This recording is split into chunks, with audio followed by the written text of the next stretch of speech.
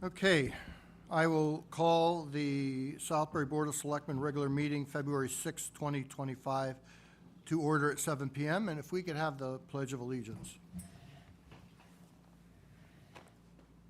I pledge allegiance to the flag of the United States of America and to the republic for which it stands, one nation, under God, indivisible, with liberty and justice for all. First off, I'd like to have a moment of silence for the victims of the tragedy at Ronald Reagan Airport. I'd also like to take a moment of silence and in remembrance of George Goodwin, who was a member of the Town of Southbury's Road Study Committee and EMS Committee, and he was a longtime member of the Heritage Village Ambulance Association. So if we can have a moment of silence.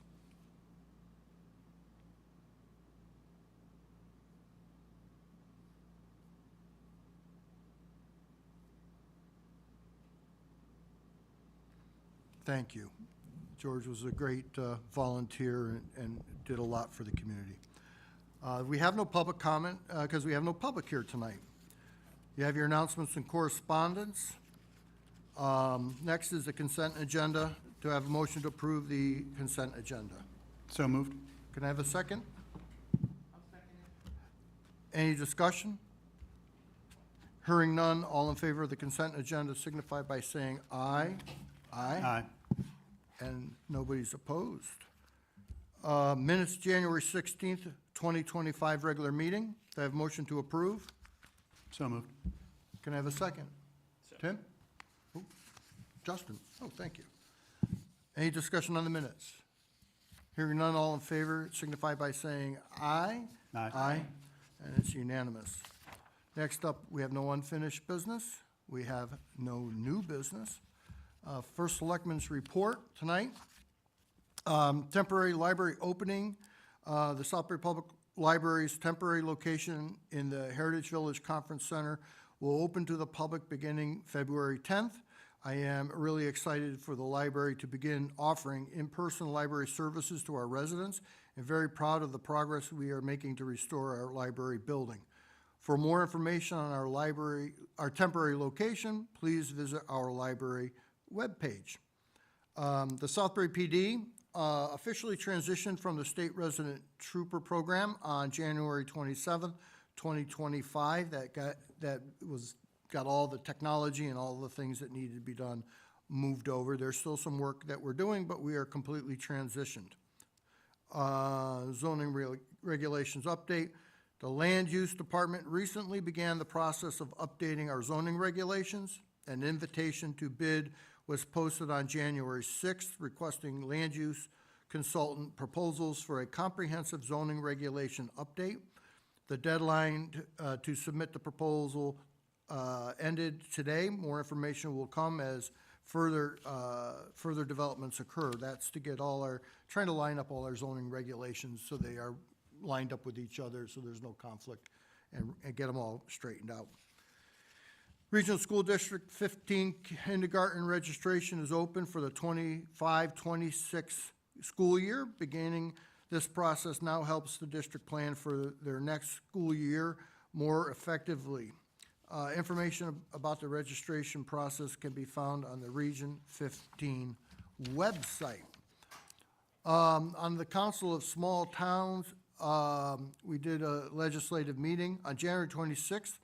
My assistant and I joined state and municipal leaders at the 50th anniversary meeting of the Connecticut Council of Small Towns, where we heard from Governor Lamont, legislators, constitutional officers, and state agency heads about how this legislative session may impact the state and small towns. Applications for appeal to real and personal property assessments for the 2024 grand list, as well as the motor vehicle assessment on the 2023 supplemental grand list, are due in the assessor's office by Thursday, February 20th of 2025. So if anybody is appealing, please get that in by the deadline of February 20th. Applications for state and local tax relief for elderly and total disabled homeowners are available at the Southbury Assessor's Office or on our website until the deadline of May 15th, 2025. To see if you qualify, please visit the link under our legal notices webpage. If you have any questions, get a hold of our tax assessor office, and they will help you with any of that. The Southbury Senior Center hosts free tax assistance for residents age 60 and over between February 1st and April 7th. Appointments are required and can be made by calling 203-262-0651. Screening forms must be picked up at the senior center prior to your appointment. Space is limited. Our Economic Development Director, Kevin Bielmeyer, was named President of Connecticut Economic Development Association, known as CEDAS, for the 25-26 program year. Mr. Bielmeyer became Southbury's first Economic Development Director in October of 2019 and also serves as a board member of the Southbury Chamber of Commerce. Also, on Tuesday, February 4th, Kevin Bielmeyer and I represented the town of Southbury at the Waterbury Regional Chamber Legislative Breakfast. Governor Lamont was the keynote speaker who spoke of the processing issues for this legislative session. State officials also spoke on topics such as economic development, transportation, energy and environment, taxes and spending, health, human services, and workforce development. I've been seeing the governor more in the last month and all these things, and I look forward to what he's doing. Reports from liaisons, Selectman Armino. EMS did not meet, they didn't meet the requirement. Could you turn the button? Thank you. So the EMS committee did not meet. There was a problem with the agenda. There was a holiday, Martin Luther King, so it wasn't put in a timely fashion.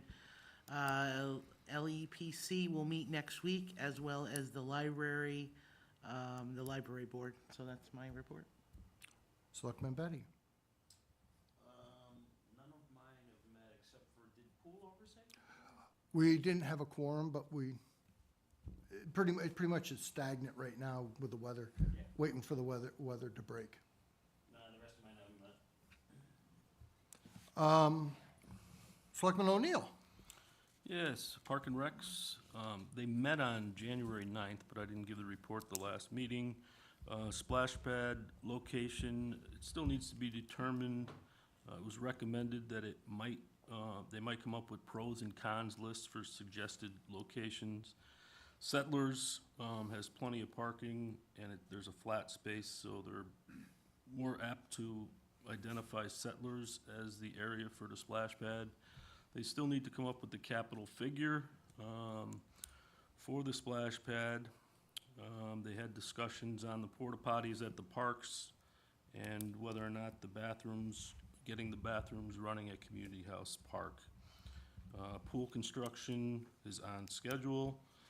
They talked about the bandstand idea, and it shifted from being at the town hall to holding concerts at the gazebo at Settlers Park. It's got a lot of potential for the new concert location, and the money that they have would be used to build the bandstand or enhance the gazebo there. It was suggested to Megan to move the concerts back to the gazebo, possibly at the Southbury Green. The next step is to take it to the Board of Selectmen for the budgets in February. Conservation Commission met on January 23rd. There was talk of treating Janie Pierce Park and Transylvania Pond. They signed the contract to do the weed treatment in that pond. Discussion also occurred on some authorized tree felling on the boardwalk side of the west side of the park, and that was reported to the police. There was also a discussion about replacing the long boardwalk on the west side of the park that was damaged from the flood. McMillan Park, also, there's no date yet for the construction of the replacement for the bridge on that trail. They did get great response on the Facebook for volunteers. They are also treating the hemlocks that are infested with woolly aphids with a, I'm not even gonna attempt to pronounce the name, but it's apparently a black beetle that feeds on the hemlock woolly aphid. Community Relations Task Force met on January 29th. There was discussion of the next roundtable that's gonna occur in May. They have a speaker, Harold Bailey, that is from Westport, and he also is the head of team in Westport, together effectively achieving multiculturalism. He's gonna give a presentation in May and discuss how to navigate challenges that are facing diversity and inclusion. Westport's 100% in favor of these initiatives. Also, Southbury High School, or Pomperaug High School, Stevie Bennett will also have students within Pomperaug High School present various diversity inclusive clubs, and they'll speak about their own cultural heritage and events planned throughout the year. Business owner Wendy Bernard will also be a key speaker there on her successful journey from her roots in Jamaica and living in Southbury as a black female business owner, CEO of Bernard Law Group located on Main Street. So it looks to be a good discussion. Thank you. Selectman Sullivan is not here. Selectman Van Stone. Thank you, Mr. First Selectman. Through you.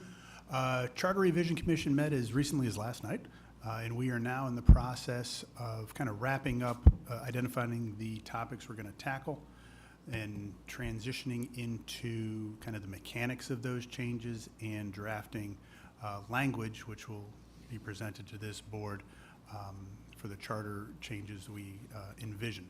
At that point, you know, this board will decide how to act on those recommendations, and then eventually we will get something on a ballot board. This is now a kind of the key spot where we've kind of identified what we think we're going to tackle, and now drafting the language to reflect that. Senior Commission, I was only going to report what the First Selectman mentioned in his report, that they're opening up a tax assistance program, but you already covered that. IT steering has not met. Energy Task Force, they are now going through the options that came back in the RFP for the photovoltaic farm that could be potentially put at the transfer station. Couple different options there with an upcoming energy auction this month, which I think might be a little too soon for them to have all their ducks in a row for that. But the group is working diligently to try to, you know, present something for us to consider. Okay, it's a dark and cold night. Do I have a motion to adjourn? So moved. Second. All in favor, signify by saying aye. Aye. Aye. And we're adjourned. Thank you, everybody.